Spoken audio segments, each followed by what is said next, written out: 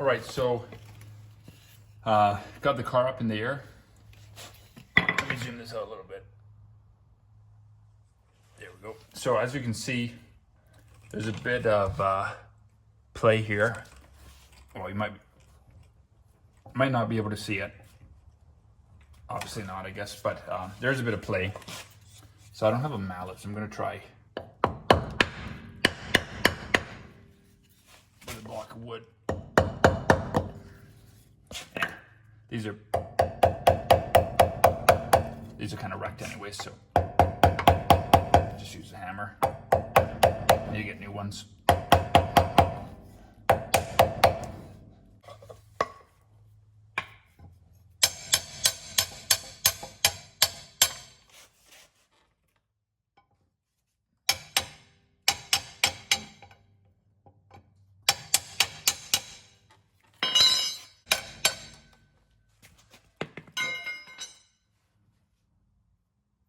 So these are already ruined. Not too worried about using a mallet on them. So basically, this is referencing the Ford Tech shop manual for this car. If the bearings are too tight, making noise, or loose or something, it doesn't even say to check them first. It just says to kind of do this adjustment. And if that doesn't work, to check them. I'm kind of curious to see what the bearing condition is. But basically what you do is you pull the cotter pin out, back the nut off like 3 turns, then rock the wheel several times to kind of loosen things up. To loosen up the pads on the rotor, etc. And then as you're tightening it, you torque it down. So as you're spinning the wheel, you'll torque this down to 17 to 25 foot-pounds. Then you put the nut on, then using you put the lock nut on. I guess it's retainer nut is probably the correct term. Then you loosen it off to the nearest cotter pin. So that's kind of standard procedure for most vehicles. But I'm curious while I'm here, just to see what kind of condition the bearing's in. If the outer bearing's fine, I'm going to assume that the inner one's okay, I guess. And then go from there. It's got the cotter pin out. Then this one just slips over top. It's just like a retaining cap. I'm more used to more of a castle nut style, but should be about the same thing.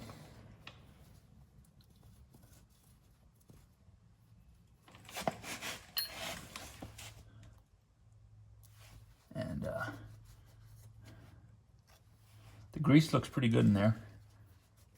So I actually thankfully do have the right size. So for the inside nut, it's 1 1/16, and then the outer piece here is 1 1/8. So I'm gonna get an extension. I'm gonna go ahead and back this off. Pretty loose.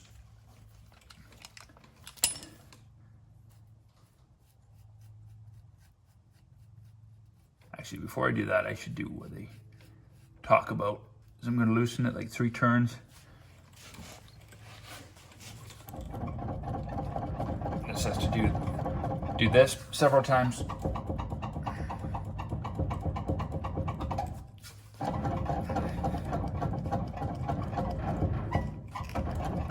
Okay, that's several times. And I'm just gonna back this off. And keep everything in good shape. No rust in here, so this is a positive sign.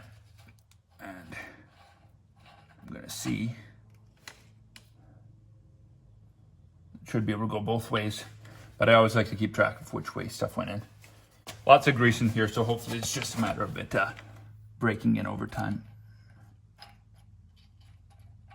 There's a washer here with a tab. And I'm gonna put it in the same orientation that it came out, so that side down. And so that tab locates in here. And I'm gonna pull out the bearing here, if I can.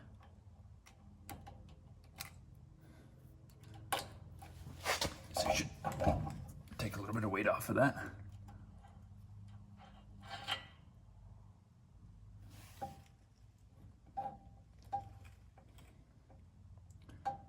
Wow, that looks fantastic actually. I'm going to inspect it a little bit more off camera, but from what I can see, the race looks fantastic. Kind of doubt this is original to the car. Got lots of grease in there. I'll probably repack this one because it could use some more. But yeah, no, it looks like it's in really good shape.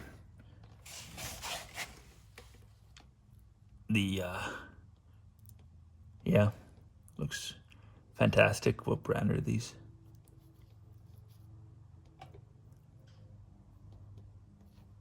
Don't know if it says what brand these are. Oh, here we go. It's a little too worn out to see what brand these are. What does it say here?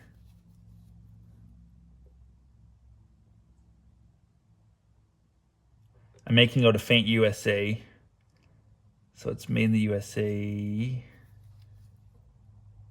What brand is this? Super hard to see.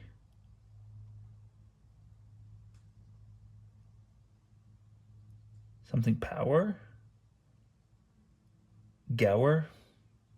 It's so hard to see. Maybe the other one will be more visible.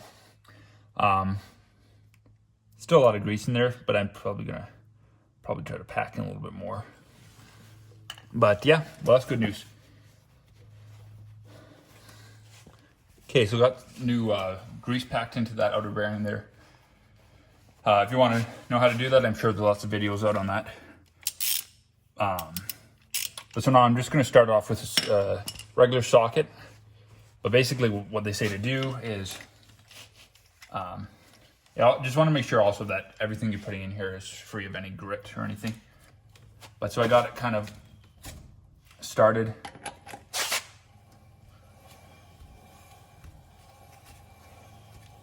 And then tighten it as you spin.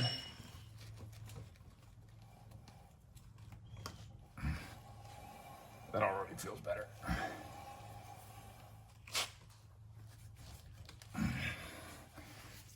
So just make sure she's seated properly, all that kind of stuff.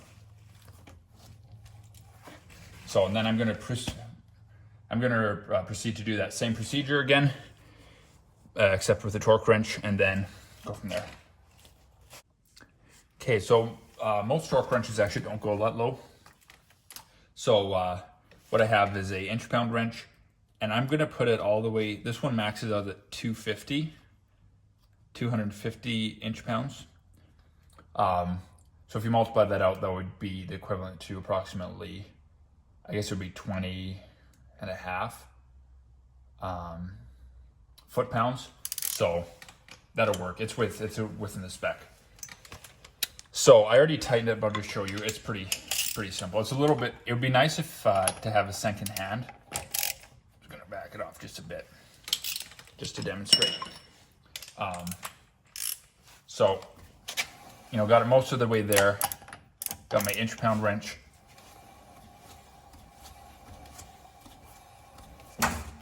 The thing is, it's kind of good to have another hand here. Okay, so that clicked. Then I'm just going to double check it here, holding here. Yeah. So anyways, we should be pretty good. That's 20. So what I might do is just, that's as high as the inch-pound wrench that I have goes. What I might do is just give it an unscientific little bit more, just a tidge more.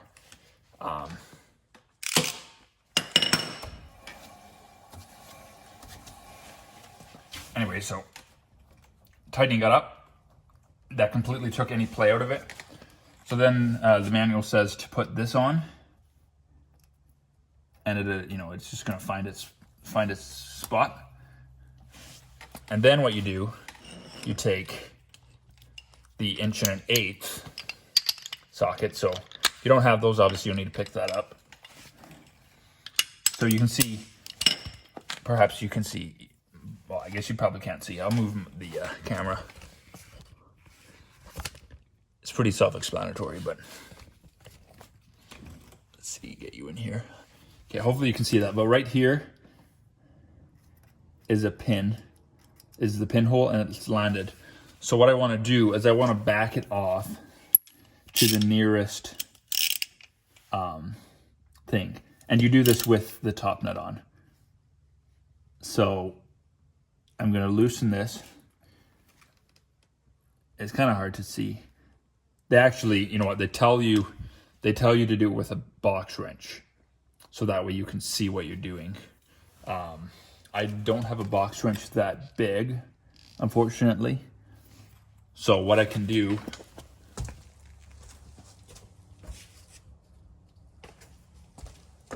just to make sure I'm keeping track, is I can put a marker. So right here is lined up with the hole. So I want to go all the way to here. But otherwise, yeah, you should maybe have a box wrench on so you can actually keep proper track of where you are. Oh, do I have the wrong size on there? That should be the right one. You know what it is? That's a 12 point, that's why. Okay, that's not gonna work.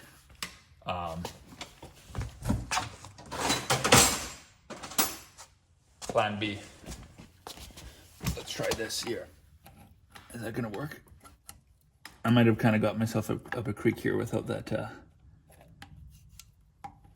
wrench.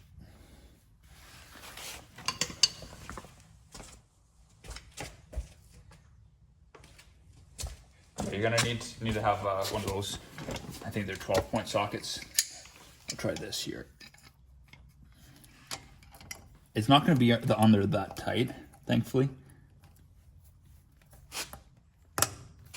Let's see if this will work.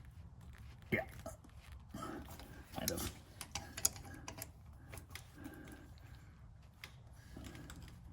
Okay, so I just back it off to the closest hole while keeping this on, obviously.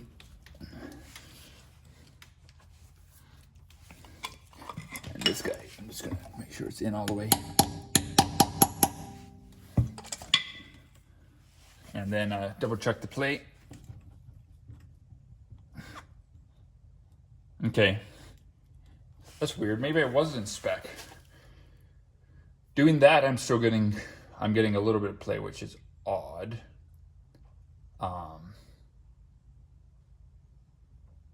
So maybe that little bit of wobbling wasn't spec. It's hard to say. But anyways, that's a procedure that the book teaches.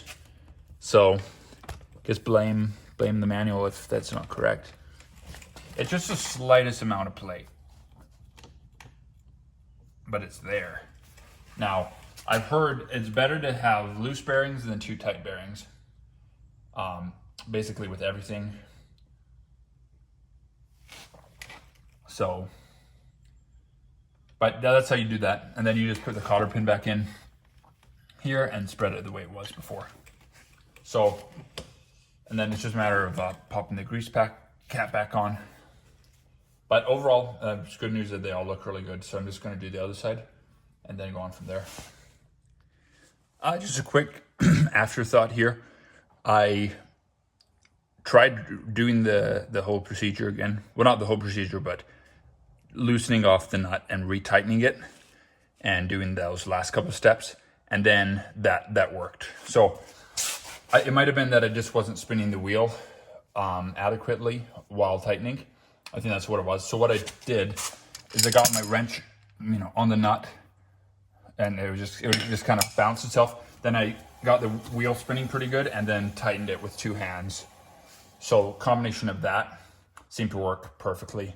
And then just back it off, because now I've done the whole procedure correctly according to the book, and I have 0 play.